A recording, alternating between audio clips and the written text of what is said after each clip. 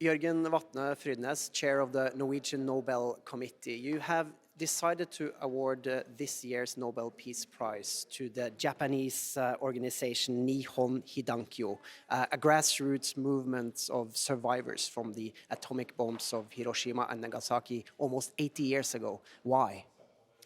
The world we're living in now, we see that the threat of nuclear weapon is increasing.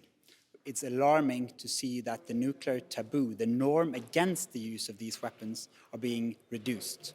And therefore, we want to highlight the important work of the Nihon Hidankyo, the survivors of the atomic bomb attacks in 1945, and their role of making sure that these weapons have not been used in nearly 80 years. It's been only a few years since the last anti-nuclear weapons Nobel Peace Prize. Why this soon? Because the situation in the world is alarming.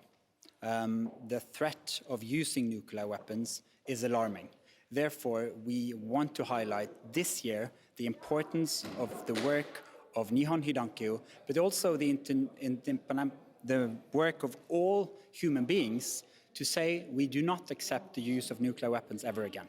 Because it's the opinion of the Nobel Committee that this nuclear taboo has been weakened over the last few years.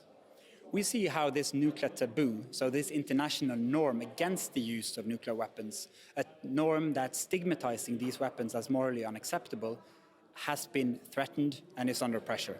And therefore, we want to highlight the important role of the Nihon Hidankyo to support that norm. What message are you trying to send to those countries who possess nuclear weapons or who are trying to develop them? Our message is that nuclear weapons and humanity cannot coexist. We hope the leaders of the world take the time to listen to the dramatic and painful testimonies of the Hibakusha, the survivors of the attacks, when they say these weapons should never be used ever again. As you say, it's been almost 80 years since the nuclear bombings of Hiroshima and Nagasaki.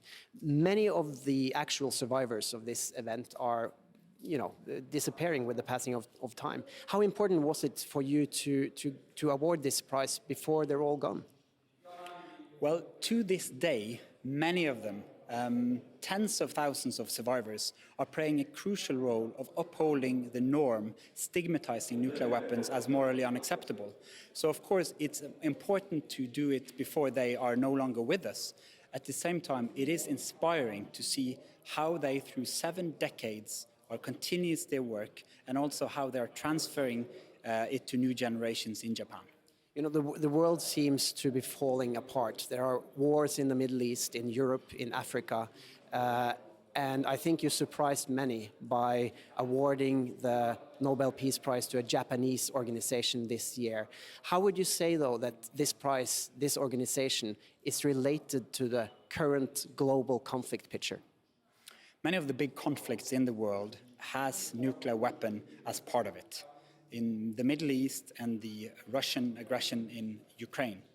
But this is a prize that looks to all of humanity, saying humanity and nuclear weapons cannot coexist. We should make sure that these weapons are never used ever again.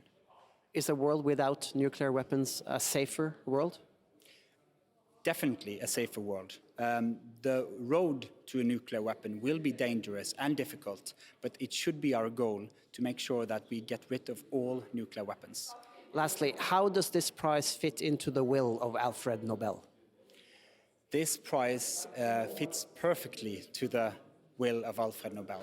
And I think it's the essence of Alfred's vision of how individuals can make a difference and to make sure that these weapons are not used. Jørgen Watne Frydnes, thank you so much.